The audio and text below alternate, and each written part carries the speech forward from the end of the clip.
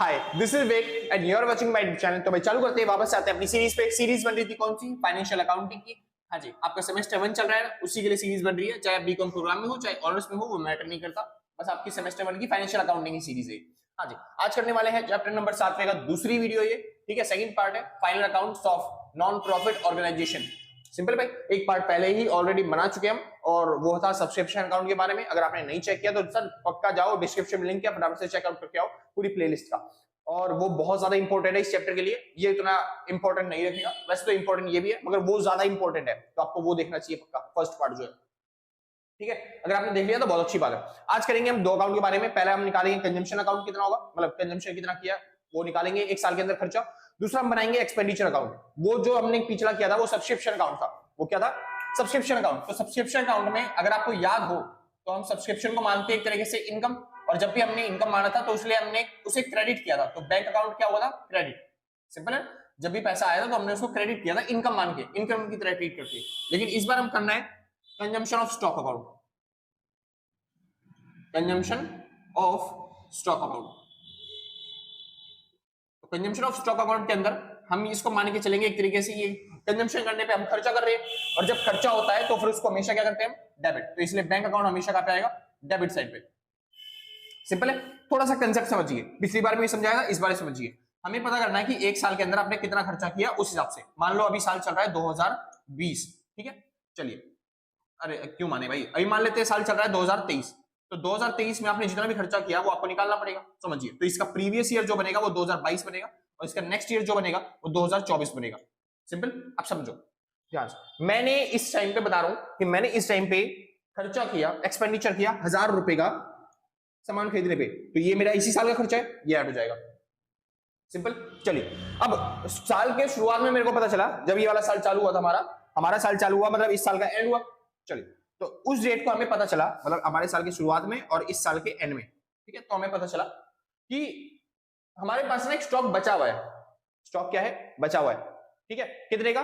500 रुपए का हमारे पास स्टॉक पहले से बचा हुआ है। तो उस स्टॉक को, जो साल के शुरुआत में स्टॉक बचा हुआ है, उसको हम इस साल यूज करने वाले हैं। बहुत अच्छे। तो यानी कि जो स्टॉक है बिगिनिंग वाला, वो क्या हो जाएगा? इसी साल कंजम्पशन होगा, उसका कंजम्पशन इसी साल होगा, इसलिए यहाँ पे ऐड हो जाएगा। यानी आपने क्या ऐड किया? Stock at beginning. जो भी स्टॉक होगा बिगिनिंग के टाइम पे वो ऐड कर दिया आपने। यानी आपने क्या ऐड करोगे यहाँ पे?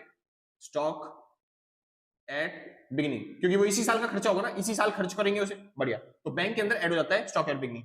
और मान लो साल के एंड में कोई स्टॉक बच गया, क्या वो इस साल यूज हो पाया? नहीं, वो अगली साल यूज होगा, तो वो अगली साल का खर्चा है, तो इसमें से क्या करना पड़ेगा? उसे माइनस करना पड़ेगा। यानी हम माइनस करेंगे किसको? स्टॉक एट द एंड को, ठीक है भाई। यानी कि स्टॉक एट द एंड को माइनस करना पड़ेगा। अब देखिए, जहां पे बैंक आता है उसकी उल्टी तरफ क्या आता है? Income and expenditure account. तो जो भी अमाउंट आएगा बैलेंस करके वो इनकम एंड एक्सपेंडिचर में ट्रांसफर कर दिया जाएगा। सिंपल था, बहुत अच्छे। थोड़ी सी चीजें और सीखनी है, थोड़ी सी चीजें और। क्या? फॉर एग्जांपल के तौर पे एडवांस। एडवांस कैसा? पिछली साल का जो एंड है, यानी कि इस साल का जो ओपनिंग है, ओपनिंग में हमें पता चला कि हमने ना पिछली साल के एंड में कुछ एडवांस दे रखा था। मान लेते हैं 1000 रुपए जो थे वो एडवांस में दे रखे थे कि हम खर्चा करेंगे, तो उसके लिए एडवांस पेमेंट कर देते हैं कि हमें स्टॉक चाहिए पहले से। तो ये जो हमने एडवांस पेमेंट कर रखी है वो इस साल के लिए करी थी या फिर इस साल के लिए करी थी? भाई ये जो एडवांस पेमेंट हमने इस साल के एंड में करी है उसको तो हम यहाँ पे यूज कर ही नहीं पाएंगे। हमने इस साल में जो सामान खरीदने वाले हैं, हम इस साल में जो सामान खरीदने वाले थे उसी की एडवांस पेमेंट तो हमने इस साल में कर दी है, साल के शुरुआत में। यानी कि वो खर्चा भी इसी साल का था, यानी एडवांस एट द बिगिनिंग इसी साल का है। तो एडवांस एट बिगिनिंग भी इस साल का होता है, ठीक है। और यहाँ पे एडवांस एट द एंड वो आने वाले साल का होगा। यानी कि जो हम इस साल के एंड में खर्चा करेंगे एडवांस के तौर पे, वो इस साल का खर्चा नहीं है, वो आने वाले साल का खर्चा है, इसलिए हमें इस साइड में पेमेंट करनी पड़ेगी, इसमें इस साल में जोड़ना पड़ेगा, इसलिए यहाँ पे माइनस करा जा रहा है बैंक में से, ठीक है। आगे चलते हैं। लास्ट चीज, क्रेडिटर। क्रेडिटर, मान लो साल के शुरुआत में ही हमने क्रेडिटर को पेमेंट करनी है 2000 रुपए की। हम क्रेडिटर को पेमेंट क्यों करेंगे? क्योंकि हमने उनसे उधार माल खरीदा हुआ। तो हमने जो उधार माल खरीदा है हमने पेमेंट नहीं करी ना अभी तक। चलिए, तो हमने उधार माल खरीदा है तो हमने उस सामान को कब यूज किया होगा? हमने इस साल यूज किया होगा, पहले यूज किया होगा उधार माल खरीद के, उसके बाद ही तो पेमेंट करनी है। समझ में आया? अगर पहले पेमेंट करके फिर बाद में सामान लेते तो वो तो एडवांस बन जाता। ये क्रेडिटर है, क्रेडिटर मांगने आ रहा है पैसा। क्यों मांग रहे हैं? क्योंकि हमने पिछले साल कुछ ना कुछ खाया है। यानी कि इस साल का खर्चा नहीं था वो, जो क्रेडिटर को हम पेमेंट कर रहे हैं इस साल, वो खर्चा है पिछले साल का। यानी कि आप यहाँ पे लिखोगे क्रेडिटर एट द एंड, और यहां पे आ जाएगा, सॉरी एट नहीं, एट द बिगिनिंग। ठीक है, और यहाँ पे आ जाएगा क्रेडिटर एट द एंड। ठीक है भाई, मतलब आपको ये सब चीजें कंसेप्ट याद करने की जरूरत नहीं है, बस एक बार ये वाला अकाउंट याद रखोगे ना तो आपका सारे कंसेप्ट पूरे हो जाएंगे। ठीक है भाई, हाँ जी, क्योंकि एग्जाम्स में अकाउंट बनाने के अलग से नंबर मिलते हैं, तो आप अकाउंट पे ज्यादा फोकस करो कि अकाउंट कैसे बनने वाला है। तो बस ऐसी कि बैंक आएगा यहाँ पे, इनकम एंड एक्सपेंडिचर यहाँ पे आएगा, उल्टा ये सब्सक्रिप्शन अकाउंट की तरह, उसमें बैंक यहाँ पे था और इनकम एंड एक्सपेंडिचर यहाँ पे था, है ना भाई। यहाँ पे था आउटस्टैंडिंग एट बिगनिंग, यहाँ पे था आउटस्टैंडिंग एट द एंड, यहाँ पे एडवांस था, यहाँ पे भी एडवांस था। ये थोड़ा सा उल्टा है, यहाँ पे इनकम एंड एक्सपेंडिचर आ गया, यहाँ पे आ गया बैंक अकाउंट, उल्टा हो गया। सेम इस तरीके से यहाँ पे आ जाएगा एडवांस एट द बिगिनिंग, यहाँ पे आ जाएगा एडवांस एट द एंड, जो यहाँ पे एडवांस था इस साइड, इसमें इस साइड आ जाएगा। यहाँ पे था आउटस्टैंडिंग, यहाँ पे आ जाएगा क्रेडिटर वही आउटस्टैंडिंग वाला टॉपिक होता है, आउटस्टैंडिंग। ठीक है, क्रेडिटर को इतने रुपए पेमेंट करना अभी बाकी है, आउटस्टैंडिंग है। और उसके बाद stock at the beginning, stock at the end last लगा देना, क्योंकि यहाँ पे ओपनिंग स्टॉक और क्लोजिंग स्टॉक भी दिया होता है। सिंपल था भाई। चलिए, तो इस क्वेश्चन को सॉल्व करना है, मतलब पहला क्वेश्चन सॉल्व करेंगे इस अकाउंट की हेल्प से। इसको बोलते हैं पर्टिकुलर, इसको बोलते हैं अमाउंट, इसको बोलते हैं पर्टिकुलर, इसको बोलते हैं अमाउंट। ठीक है, चालू करते हैं, समझिए। क्वेश्चन कह रहा है calculate amount return of in income and expenditure. Income and expenditure में कितना अमाउंट आएगा वो आपको कैलकुलेट करना है इस क्वेश्चन के अंदर। ठीक है, शुरू करते हैं।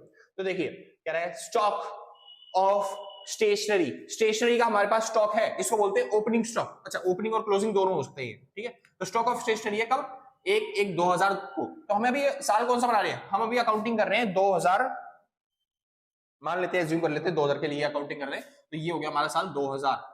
ठीक है, इससे ओपनिंग वाला हो गया 1999, इसके बाद वाला हो गया 2001। चलिए ठीक, सुनिए भाई, स्टॉक हमारे में है 1/1/2000 को, कितने रुपए का स्टॉक है हमारे पास, 300 रुपए का। तो ये 1/1/2000 मतलब क्या हो गया, ये हो गया ओपनिंग स्टॉक। ओपनिंग स्टॉक कितना है हमारे पास, 300 का, तो स्टॉक एट द बिगिनिंग में हम लिख देंगे 300 रुपए, सिंपल। उसके बाद क्या है क्रेडिटर ऑफ स्टेशनरी, ओपनिंग वाले मतलब ओपनिंग क्रेडिटर दे रखा है आपको, ये साल का ओपनिंग है ना, 1 तारीख 1 जनवरी, हाँ जी। तो ये ओपनिंग में क्रेडिटर दे रखे हैं कितने, 200 रुपए के, तो क्रेडिटर एट द बिगिनिंग में कितना आ गया, 200। चलिए, उसके बाद advance paid for the stationery 31 March, दो मतलब 31 दिसंबर 1999, 31 दिसंबर 1999 और 1 जनवरी 2001 में खाली एक दिन का फर्क होता है, तो ये भी ओपनिंग ही है।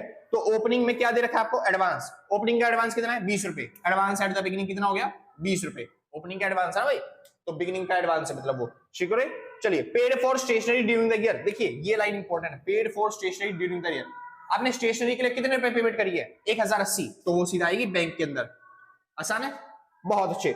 इसके बाद स्टॉक ऑफ स्टेशनरी ऑन 31 दिसंबर 2000, साल के एंड है ये, 31 दिसंबर है ये, 31 दिसंबर मतलब एंड, और एंड में क्या बचा है स्टॉक, कितने का, 50 रुपए का, तो ये आ गया स्टॉक एट दी एंड में, सिंपल। उसके बाद क्रेडिटर है एंड में 130 के, क्रेडिटर एंड में कहां गया, ये रहा, एक क्रेडिटर एंड में 130 रुपए। और लास्ट एडवांस है, वो भी स्टेशनरी का एंड में 30 रुपए, तो एडवांस है स्टेशनरी का एंड में 30 रुपए। अब बस खाली आपको इसका बैलेंस करना है, ठीक है भाई। पूरे वाली गाड़ी आ रही है तो थोड़ा सा वेट कर लेते हैं, वरना कॉपीराइट आ जाएगा भाई। शुक्र है भाई, चलो फिर। तो यहाँ पे बस आपको खाली बैलेंस करना है और आपका आंसर आ गया। तो बैलेंस कितना होगा भाई, 1080, 20, 1100 हो गया, 1100 और 300 ये हो गया 1400, 1400 और 1400 1540, मतलब सॉरी 1530, तो ये हो गया 1530। इसका देख लेते हैं, 1530 ये भी होना चाहिए, तो 1530 में से 200, 250, 280 रुपए माइनस करने हैं, तो 1530 में से माइनस कर देंगे 280, तो आपका बच जाएगा 0, 8 मतलब 13 में से 8, 5 बच गया, यहाँ पे बच गया कितने, ये बच गया 4, 4 में से 2 गए 2 और 1, यानी 1250 रुपए, तो ये हो गया 1250। सिंपल ना भाई, बहुत अच्छे। तो बस कुछ नहीं करना, आपको जो इस साल के एक्सपेंसेस हैं वो आपको ऐड कर देने हैं, इसके अलावा जो आपने पिछले साल के एक्सपेंसेस है वो माइनस करोगे, आने वाले साल के जो एक्सपेंसेस है वो माइनस कर दोगे, आपका सेम आंसर हो जाएगा सॉल्व, ठीक है। ये था कंजम्पशन ऑफ स्टॉक। अच्छा, कंजम्पशन ऑफ स्टॉक की जगह यही क्वेश्चन दे सकता है, बस वो कंजम्पशन ऑफ मेडिसिन लिख सकता है, कंजम्पशन ऑफ इक्विपमेंट लिख सकता है, तो अलग अलग वर्ड लिख सकता है, अकाउंट सिंपल यही बनेगा, ठीक है। आपकी प्रैक्टिस के लिए मैंने डिस्क्रिप्शन में कुछ क्वेश्चन दे रखे होंगे, एक बार चेकआउट कर लेना पक्का, ठीक है, क्योंकि पूरा चैप्टर दे रखा है मैंने एनपीओ का, तो उसके अंदर आप कर सकते हैं आराम से सॉल्व, ठीक है भाई। चलिए फिर आगे चलते हैं। अगर मैं देना भूल गया हूं तो भाई एक बार याद दिला दिया करो, हाँ भैया क्वेश्चन भी देने थे आपको, ठीक है, क्यों हो जाता कई बार दिमाग से हो जाती है चीजें। शुरू करते हैं। फिलहाल अगला क्वेश्चन क्या है, find out amount transfer to income and expenditure. Income and expenditure में अमाउंट कितना ट्रांसफर करा जाएगा वो बताना है। इस बार दे रखा है जनरल एक्सपेंस, तो चलिए हम जनरल एक्सपेंस के हिसाब से करेंगे, ये भी एक्सपेंसेस है तो एक्सपेंसेस के हिसाब से चलाया जाएगा, बिल्कुल वही क्वेश्चन। तो बैंक आ जाएगा यहाँ पे आएगा इनकम एंड एक्सपेंडिचर, बस ये स्टॉक तो है नहीं जो इसका ओपनिंग बैलेंस और क्लोजिंग बैलेंस रहेगा, तो उसके अलावा बाकी सारी चीजें रहने वाली है, यानी कि advance at the beginning, advance at the beginning, यहाँ पे आ जाएगा advance at the end, advance at the end, ठीक है, यहाँ पे आ जाएगा क्रेडिटर या फिर आउटस्टैंडिंग जिसे बोलते हैं हम, ठीक है, या फिर यहाँ पे आ जाएगा आउटस्टैंडिंग एट द एंड, यहाँ पे आउटस्टैंडिंग बिगिनिंग वाला होगा, ठीक है, बिगिनिंग वाला ऊपर होते हैं ना सारे, एंड वाले नीचे होते हैं। चलिए चालू करते हैं। कह रहे हैं general expense paid during the year, मतलब 2000 साल के अंदर, ये अभी मतलब साल चल रहा है कौन सा, 2000, यह साल 2000, और इससे ऊपर वाला जो साल है वो 1999 हो जाएगा, 1999, और उसके बाद 2001 हो जाएगा अगला साल। चालू करते हैं। तो जनरल एक्सपेंस पेड किया आपने कितना, 2000 रुपए, 9300 में, तो 9300 रुपए आपने पे करे हैं जनरल एक्सपेंस के, तो बैंक में आ जाएंगे सीधा सीधा। उसके बाद एक्सपेंसेस पेड 31 दिसंबर 1999, अब ये कौन सा साल है, ये वाला साल है ना, तो 1999 में अपने एक्सपेंसेस अनपेड है भाई, अनपेड, अनपेड मतलब आउटस्टैंडिंग, आउटस्टैंडिंग, आउटस्टैंडिंग कितना है 800 रुपए, तो एडवांस में नहीं, इस वाले साल के अंदर आउटस्टैंडिंग ये वाली एंट्री है, यानी कितना रुपए 800 रुपए, तो यहाँ पे आ गया आउटस्टैंडिंग एट द बिगिनिंग। चलिए उसके बाद एक्सपेंसेस अनपेड, मतलब फिर से आउटस्टैंडिंग है, लेकिन ये कौन सा है 31 दिसंबर 2012, मतलब 2000 में, तो 2000 में मतलब साल के एंड में ये है आउटस्टैंडिंग, और कितने रुपए 900 रुपए, तो आउटस्टैंडिंग एट द एंड 900 रुपए।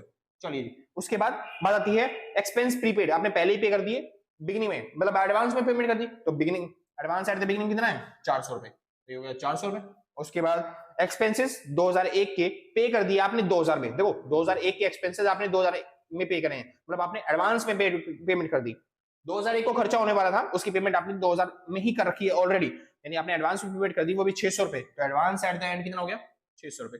बस बैलेंस करके ये वो निकालना है अमाउंट, तो कर लेते एक बार, तो ये हो गया 9300, 400, 9700, 9700 और 900, ये हो गया 10,600, ठीक है, तो 10,600 इसका भी होना चाहिए, 10,600, 600 से 600 कट गया, 800 घटा दिए, 10,000 में से 9,200, तो इनकम एंड एक्सपेंडिचर में आएगा भाई 9,200 का अमाउंट। सिंपल था भाई क्वेश्चन, कोई डाउट, कुछ पूछना है नहीं भाई। तो इस यहाँ पे क्या था, यहाँ पे स्टॉक था, स्टॉक के टाइम पे या फिर इक्विपमेंट के टाइम पे, कोई भी मशीनरी के टाइम पे ओपनिंग स्टॉक और क्लोजिंग स्टॉक होता है, तो इस वजह से हमने ओपनिंग स्टॉक और क्लोजिंग स्टॉक भी लिखा था यहाँ पे, वरना ये भी एक्सपेंस है, ये भी एक्सपेंस है, दोनों को सेम ही एंट्री है, दोनों का सेम ही अकाउंट बनेगा, कोई दिक्कत नहीं होगी, कोई चेंजेस नहीं होंगे, बस इनकम एंड एक्सपेंडिचर अकाउंट उल्टा होता है, क्योंकि वो इनकम की तरह ट्रीट किया जाता है ना, इस वजह से वो थोड़ा सा उल्टा होता है। तो अगर आपने सब्सक्रिप्शन अकाउंट सीख रखा है तो ये वाला अकाउंट आराम से समझ में आ गया होगा, ठीक है भाई। हाँ जी, तो यहाँ पे खत्म होता है आपकी टॉपिक, मतलब ये छोटे छोटे कंसेप्ट थे, और उसके बाद कल चालू करेंगे एक बड़ा सा वीडियो, मतलब जिसके अंदर आपको पूरा opening balance sheet, closing balance sheet और इनकम एंड एक्सपेंडिचर अकाउंट सब बनाना सिखाएंगे, ठीक है भाई।